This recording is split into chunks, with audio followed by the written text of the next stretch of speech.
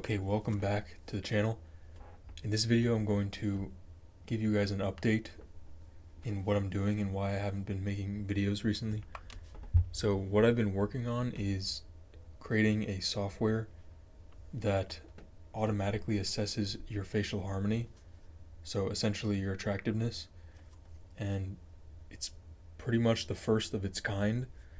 While there are softwares and apps obviously that try to assess beauty, the key word is that they try to, and it's not really fruitful, to no avail. So it's basically what I'm saying is it's not accurate. And I can give you a personal anecdote. I tried them out.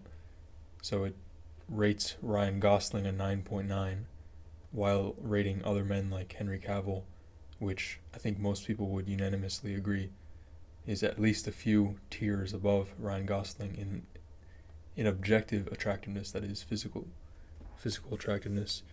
And there's a discrepancy there with the consistency of ratings. So I have an idea of what they're using to assess beauty, and it's definitely super basic. It's probably just the skin texture or the skin consistency and maybe a few ratios like 3 to 5. But what I'm building is super extensive, and I can give you a short example here. So there's about 80 facial landmarks and about 23 reference lines. So, and at least 45 to 50 measurements in the front and side profile. So that's another key factor, is the side profile is also included. So I think this will be the most accurate quantifier of beauty ever created.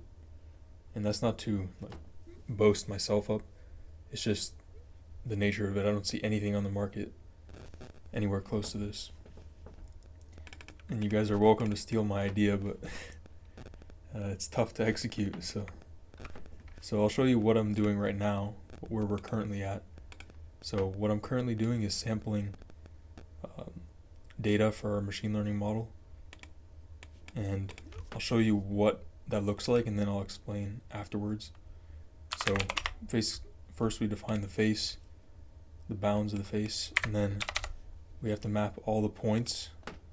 So there's about 27 points in the side profile and about 50 in the front. So I already sampled all the data for the front, and now I'm doing the side, which is a bit tedious, but it takes me about 3 minutes per face, so it's not too bad.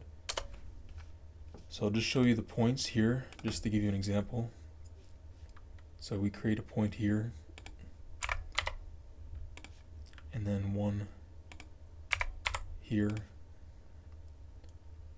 and one at the nose, and then this line is consistent across all faces, so it's just the Frankfurt horizontal reference line, and it cuts through 3 points. The tragus, I think it's called, because the trachyon is up here. So it's the tragus, the orbital bone, and then the nose in a straight line. And then we have to take a point at the trachyon here, like I said, 30.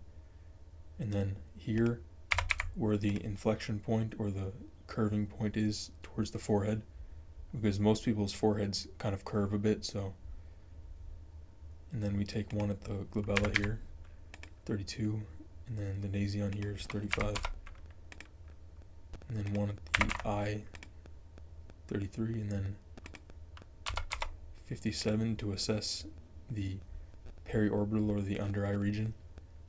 And then we take one towards the nasal tip, but not, and then this one is the nasal tip, 40, and 41 is for the nasal tip angle, just to see how it curves, and then 42 at the alar wing, or the right wing of the nose.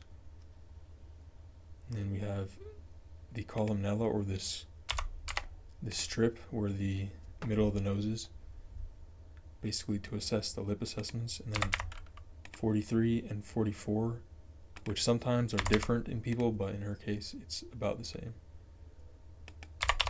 and then 45 here, 46 at the outer mouth oral commissure, or the right side of the mouth, or it's actually the left, but anyway, 47 at the lower lip, and then we have 48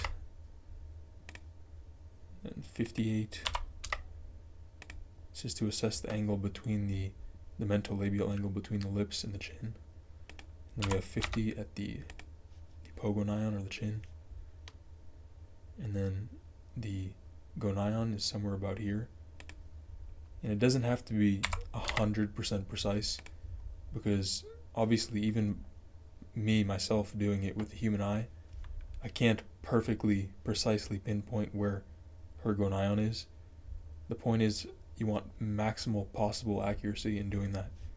And it also is indicative of the fact that if it's not that visible in her jaw in the first place, that is tied into the attractiveness. So you want to have a super visible jaw, and in her case it is definitely visible, but some of the other examples I used, the jaw was a little bit more obscured and hard to see, and that's fine, because the model should be able to pick that up. Then we have 51, and then 52.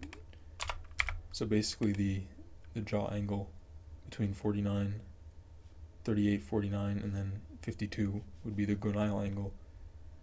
And yeah, and actually there should be 53 where the neck meets the jaw, but it's hard to see on her specifically. And then 55 would be down here towards the neck, which is fine.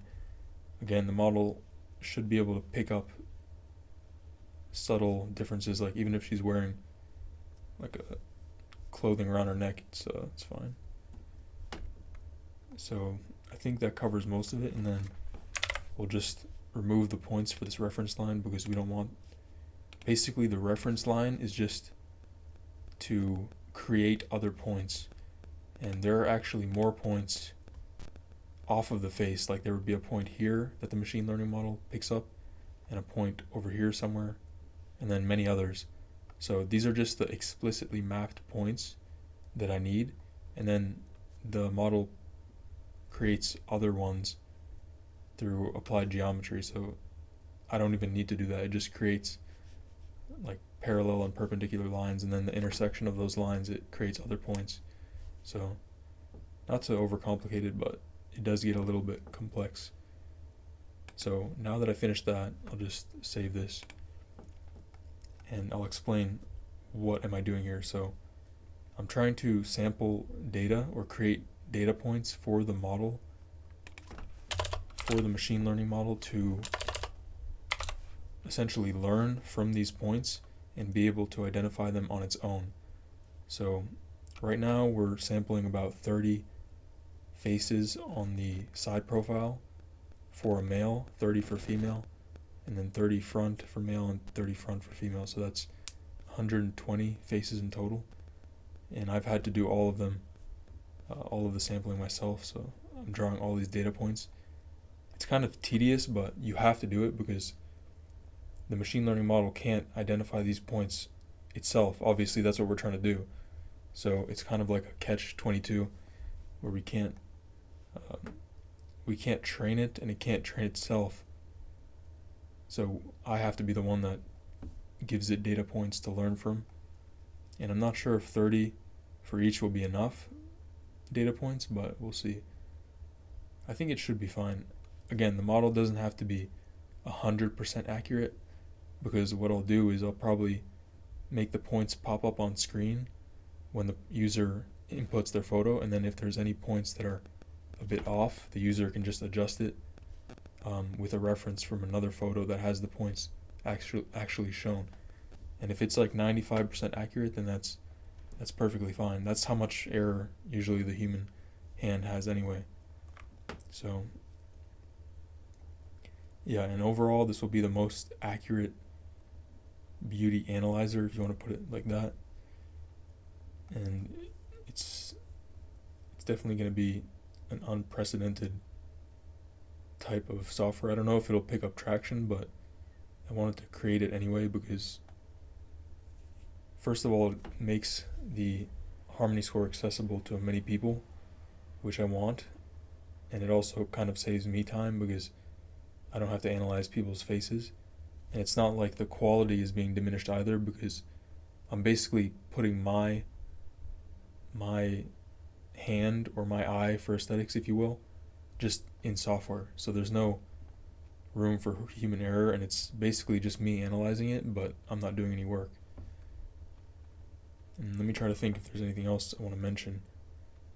So, I'm creating this right now, and after we sample the data and have the model be able to accurately map the landmarks, then we have to go and code the proportions and the angles and how that's mathematically represented. Like, for example, I just showed you the gonal angle. You just do 38, 49, 52, and then if it needs a reference line, stuff like that.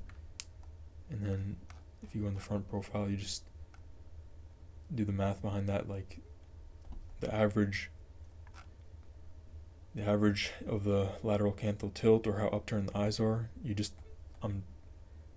It's pretty intuitive when I show you guys in a video, but when you actually have to like mathematize it or put it into mathematics and code, you have to represent it accurately. So I want the average of both eyes, and then the angle between that is 11 to 16 to reference line 16, and you just take the average of both eyes there.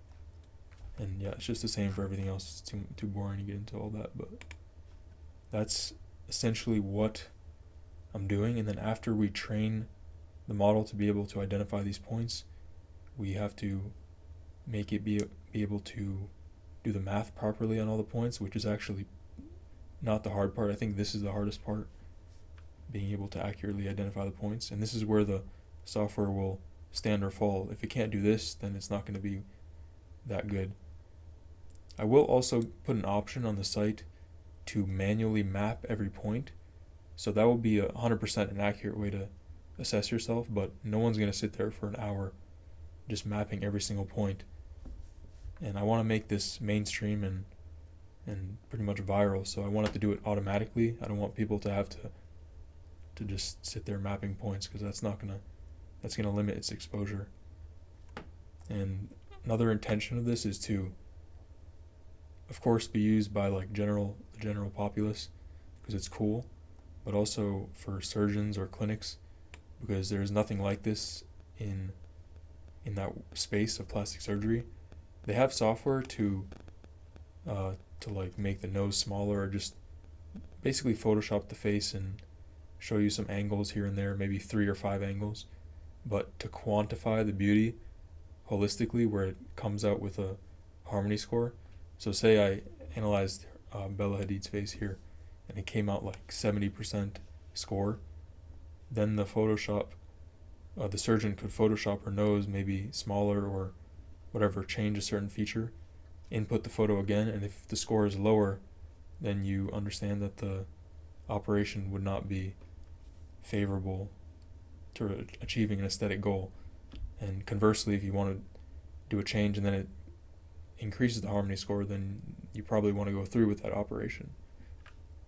So there's no way to quantify beauty yet, like in an actual numerical, like a whole numerical way to quantify beauty, because obviously they have certain ideal ranges for one measurement maybe. So say I take the nasofrontal angle, maybe they just do that 1 or 2 measurements, and then that kind of gives them an idea of what a beautiful nose looks like. But how does that harmonize with the face as a whole? Because if you move one point of the nose, yes, maybe one angle will become more favorable, but maybe you just ruin 3 more, and the overall face is going to look worse for it. So that's why it's really important to consider the face as a whole. And another thing I would like to address is, usually people say, what's the point of this? Like, people just have an eye for beauty themselves. And yes, they do have an eye for beauty. And actually, I think the human eye is the most accurate assessor of beauty. But the problem is, sometimes we're biased, especially in relation to ourselves. So this is especially helpful for objectively rating yourself. And it can obviously be used for other people as well. But the problem with assessing beauty is towards ourselves. And for surgeons, they definitely have a bias because their eye for aesthetics is slightly different from the average person. So even if an average person considers a certain face attractive, that may not be the same form of attractiveness that a surgeon looks for. So I'm just trying to objectively quantify what makes an attractive face, and it's super consistent. So you're not going to find an example like in the apps where Ryan Gosling gets a 9.9 based on some arbitrary criteria. And I don't want to call out these places, but you're probably familiar with the website Pink Mirror. So that's just one example, and they definitely have good intentions. So I'm not saying they're trying to trick people or fool people, but it's super hard to quantify beauty. So it's understandable why their system is not accurate. It's just more of a game than anything. But I want this to be actually accurate and be useful for people as well. It should be fun and useful. And so what's the point of creating this if the human eye is an accurate assessor of beauty? Well, I guess there isn't really a point aside from objectively quantifying something. Because yes, a surgeon could just work off their subjective preferences and their subjective eye, but it's hard to actually visualize the precise changes a surgeon wants to make just by their eye. You need an actual objective basis to see how much should I make the nose less projected. Should it be 1 millimeter, 2 millimeters? How much should I change like the curvature of the nose here? Or if you're doing jaw surgery, how much should the jaw project to be more favorable? Stuff like that. Like visually, yes, you see someone with a weak jaw and you're like, okay, they have a weak jaw, but what specifically is making that jaw weak, and what could be done? How much more does it have to be improved specifically? So that's kind of my main takeaway, and it's not scripted, I'm just talking. And after we do the math behind it, then it should be good to integrate onto my site. And then after that, I'm going to release it on iOS and Android as well. Just the same thing. It might have slightly less features on iOS because like the manually mapping points, that's not really useful for a phone app. And you can't really do it on your phone either. But yeah, give me your feedback if you want to see anything included. Because right now, the Harmony just assesses your facial proportions, your facial angles, and the relationship between certain points in your face. Like for example here, I'll zoom in here a little bit. Here in the yellow point here, it assesses the position of this point relative to point 33 here. So if this yellow point, 57, is posterior or behind 33, then that's a negative orbital vector. And if it is inferior or in front, then that's a positive one. And if it's in line, it's just in line. So that's the relationship between points. But what this Harmony calculator does not assess is stuff like your skin quality, your skin color, hair quality, eyebrow color, eye color, like your eyelashes. And that stuff does matter for attractiveness, but I haven't included it here because it's just not... It's difficult to quantify those things. Like, how do you quantify an attractive hair color? You could do it, but it's not really that important for attractiveness. Like honestly, I prefer brunettes personally, and I think generally like darker hair is more attractive, but it doesn't make that substantial of a difference. If it's the same facial structure, that's the core, that's the foundation of attractiveness. And this also accounts for sexual dimorphism because there are variations in the angles and proportions that vary between men and women, and the favorable ranges are adjusted accordingly. So it also accounts for sexual dimorphism. So basically this calculator encompasses everything important about facial attractiveness, but it doesn't account for stuff like your eye color. So that's not that important though. It's just, but if you want to, after you receive your score, you can adjust your score accordingly. So if you have acne or something like that, the calculator isn't going to be able to pick up on that. So you can adjust your score if you got a 65%, maybe a little bit lower, like 60%. And yeah, there's nothing really else besides the skin quality that this doesn't account for. So maybe your ears, I haven't accounted for the ear size, but usually the ears don't vary that much between people. And if they do, it's pretty obvious that your score should be a little bit lower. And after integrating it into my app and stuff, it should be available to the public, and the pricing will be as follows. So it'll be free to calculate your Harmony score. You just simply upload a photo and in the front and side profile, and then it'll just calculate your score, and you receive your score. And I'm thinking about making it free to give you your best and your worst feature, but the pay portion will be subscription based, and I'm thinking about making it about $20 a month, because I'll provide you insight with what I'm thinking, just to get my thoughts down. So I'm thinking of making the subscription price about 10% of the value that it provides. So right now I'm charging like $200 for doing this myself, manually analyzing someone's face. And I think the value that this service provides is actually above $200 because of some of the features I'm going to include. So I think it's fair to make it $20 per month. And another reason is because the competitors, quote unquote, like I just told you, there are already apps that quantify beauty or attempt to do it, except they fall so short, and they already charge like $4 a month or $10 a month, and this is leagues above that in terms of quality.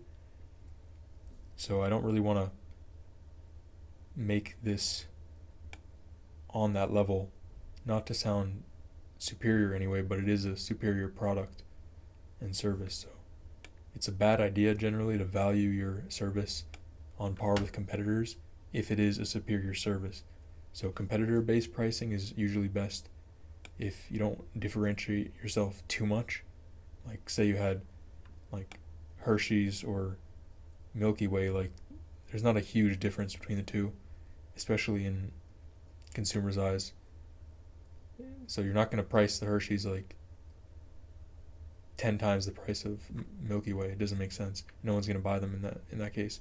But if you have like a premium chocolate brand, this is a terrible analogy as well, but if you have a premium chocolate brand, then you can actually price that 10 times the price, and people will buy it because it's just superiorly sourced, has better ingredients and stuff like that.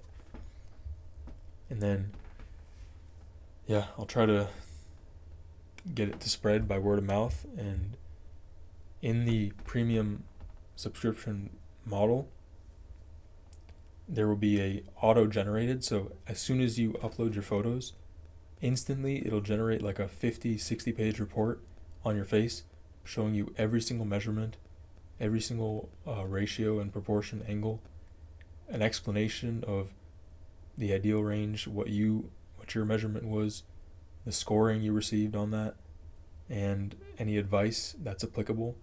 So for example, if your facial convexity is too low, it'll tell you that you may have a retruded or weak chin, and it'll be advice in accordance with the other measurements, so it's not just in isolation. So if there's a nasofacial angle that's ideal despite having a weak facial convexity, then what that indicates is that your nose is actually not an issue, that your chin harmonizes well with your nose, but your chin relative to your total facial form is actually weak. So it just gives you like super specific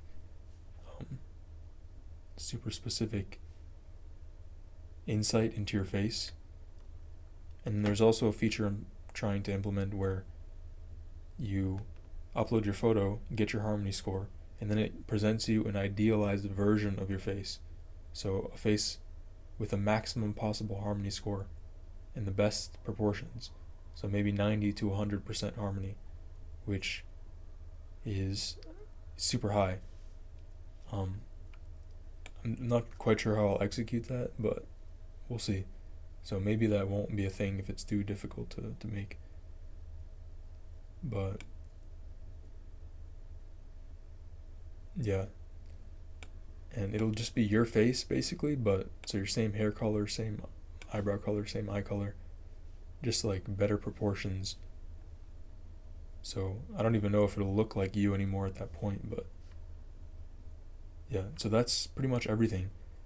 Yeah, give me your thoughts and give me features you might want to see included besides what I've mentioned. And I'll try to analyze more celebrity faces, although I want to actually wait until the software comes out to do that, because it'll just make it easier, and then I think it'll be cooler as well. So thank you for watching. That's just an update of where I'm at and why I haven't been posting that much. This is pretty time consuming, as you can tell. And I'll see you on the next video.